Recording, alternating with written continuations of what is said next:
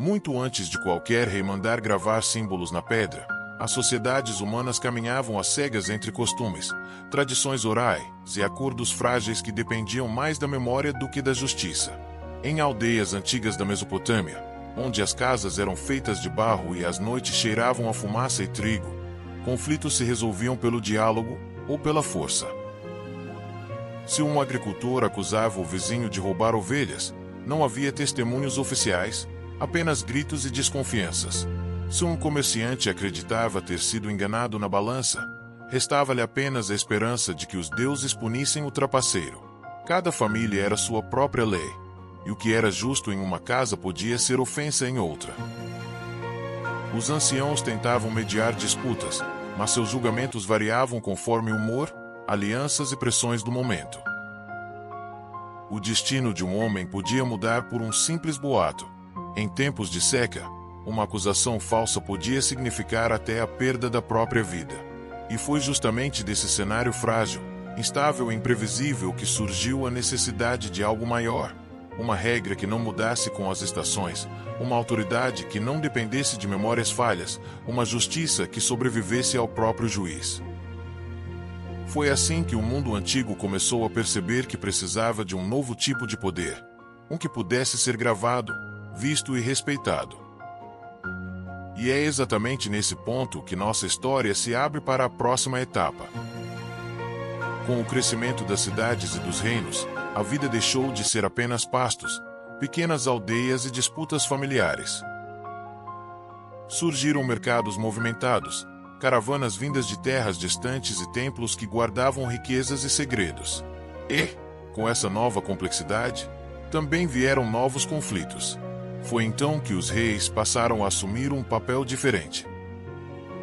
Não bastava mais governar, era preciso organizar o caos.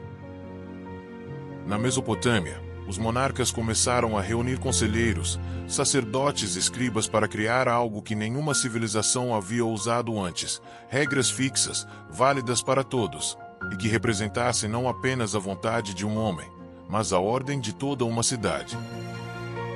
Esses governantes compreenderam que uma lei escrita podia fazer aquilo que nenhum juiz humano conseguia: permanecer imparcial, estável e eterno. O povo, antes perdido entre tradições que mudavam de família para família, começou a enxergar nas palavras dos reis a proteção contra a injustiça e a esperança de uma convivência mais segura. E assim, lentamente, a ideia de justiça registrada começou a nascer. Mas ainda faltava o passo mais ousado: transformar essa justiça em símbolos permanentes, gravados para sempre na pedra. E foi exatamente esse passo que mudaria o destino da humanidade. A decisão de registrar as leis não nasceu de um impulso simples. Ela surgiu da percepção de que a memória humana era frágil demais, e a justiça, importante demais para depender de ela.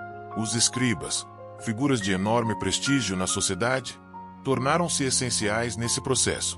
Sentados diante de tábuas de argila fresca, eles pressionavam estiletes de junco para formar os pequenos traços que hoje reconhecemos como cuneiforme. Cada marca, cada cunha, carregavam um peso extraordinário. Estava ali, pela primeira vez, uma regra que ninguém poderia distorcer. Nos palácios e templos, o ar cheirava a argila úmida enquanto as primeiras coleções de decisões judiciais, acordos comerciais e penalidades eram anotadas. Eram simples, ainda dispersas, mas já tinham algo revolucionário. A lei não pertencia a um homem, pertencia ao rei.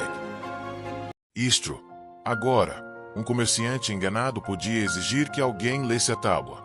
Um agricultor acusado injustamente tinha onde buscar proteção. E um rei, ao julgar um caso, precisava olhar para o que estava escrito, não apenas para sua vontade. Foi nesse momento que a humanidade descobriu que escrever leis era também limitar o poder, até mesmo o poder do soberano. Mas o mundo antigo ainda estava prestes a testemunhar um salto muito maior. O momento em que um rei decidiu reunir todas as regras, julgamentos e costumes em um único código monumental. Entre todos os governantes da antiga Mesopotâmia, poucos compreenderam o poder da escrita como Hammurabi, rei da Babilônia. Ele não queria apenas registrar decisões, queria criar algo maior, algo que unificasse seu povo sob uma mesma noção de justiça. Hammurabi acreditava que a ordem não podia depender do humor de magistrados, nem variar de cidade para cidade. Se havia um império, deveria haver uma lei. Foi então que ordenou a coleta de costumes antigos, julgamentos passados e acordos tradicionais. Sacerdotes, escribas e conselheiros passaram meses revisando cada detalhe da vida cotidiana: comércio, família, heranças, crimes, contratos. Nada fique de fora. Mas Hammurabi queria mais do que um documento guardado em salas escuras. Ele queria que todos vissem a lei, e que ninguém pudesse negá-la. Assim nasceu a ideia de gravar o texto em um monumento de pedra dura, resistente ao tempo. O diorito. Quando o grande monólito ficou pronto, erguido diante do povo, era como se a própria justiça tivesse ganhado corpo. Ali estavam quase 300 artigos, cobrindo desde disputas de terras até penalidades severas para ladrões e mentirosos. Um novo mundo parecia tomar forma diante dos olhos da população. A lei, agora, não apenas organizava a vida, ela moldava o próprio futuro. Mas o momento mais simbólico estava gravado no topo da pedra, no topo do grande monólito de diorito, muito acima das linhas severas das leis. Havia uma cena que dizia mais do que qualquer palavra gravada abaixo. Hammurabi estava diante do próprio Deus Shamash, o Deus da justiça e da luz. Shamash, sentado em um trono radiante, entregava ao rei um cetro e um anel, símbolos do poder legítimo e a ordem divina. A mensagem era clara, visível até para que não sabia ler. As leis não eram invenção de um homem, eram vontade dos deuses. Para um povo acostumado a ver injustiça e arbitrariedades, aquela imagem era um consolo e um aviso. Se a lei vinha do divino, então todos, inclusive o próprio rei, iriam respeitá-la. Homens simples, comerciantes, agricultores, artesãos, sacerdotes e soldados se reuniam diante da estela. Alguns tocavam a pedra, outros apenas observavam em silêncio. A sensação era de que aquele monumento não era apenas a lista de regras, era um pacto sagrado entre o céu e a terra. Com o código de Hammurabi, a justiça ganhou rosto, forma e autoridade, e o mundo, pela primeira vez, experimentou o poder de um sistema legal abrangente, transparente e duradouro. Mas a história dessa transformação não terminou ali.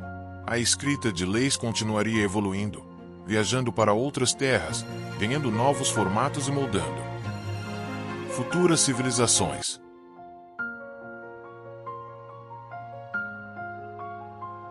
O código de Hammurabi não ficou preso ao tempo ou ao território da Babilônia. Como caravanas que cruzavam desertos levando especiarias, tecidos e histórias, a ideia da lei escrita começou a viajar. Em outras regiões da Mesopotâmia, reis e cidades viram o poder daquela inovação. Compreenderam que registros claros reduziam conflitos, fortaleciam o comércio e traziam estabilidade. Logo, novas coleções de leis surgem. As leis de Exuna, voltadas principalmente para comércio e propriedade. O código de Lipit Shah, focado em contratos, trabalho e era. Nsaisas, as leis assírias, rígidas e detalhadas, aplicadas sobre um vasto império militar. Cada código refletia sua época e sua cultura, mas todos carregavam algo que antes não existia: a certeza de que a justiça precisava estar registrada, visível, permanente e acima do capricho humano. Enquanto isso, no Egito, na Palestina e até mesmo na Grécia, ideias semelhantes começaram a florescer, influenciadas de perto ou de longe pelo avanço mesopotâmico. Algumas cidades gregas, por exemplo, abandonaram práticas orais e passaram a registrar suas próprias regras, dando início ao que mais tarde evoluiria para os famosos códigos helênicos. A escrita transformou a lei em algo capaz de atravessar distâncias, sobreviver a invasões, guerras e reis. E, acima de tudo, moldar sociedades inteiras. Mas ainda falta entender como esse legado alcançou o mundo moderno, e como aquelas primeiras tabuletas de argila influenciam até hoje nossos tribunais, Constituição, ES direitos. As tabuletas de argila endureceram, os reis morreram, impérios ruíram, mas algo permaneceu. A ideia de que a justiça precisa ser escrita, CL. Ara e acessível. Das primeiras marcas em argila às constituições que hoje regem nações inteiras. Há um fio invisível que conecta milhares de anos. O desejo humano por ordem, de reitos e proteção. O Código de Hammurabi não foi apenas um conjunto de regras. Foi um marco que ensinou ao mundo que a lei precisava ser pública, que a justiça precisava ser visível, e que nenhuma sociedade poderia sobreviver sem normas que valessem para todos.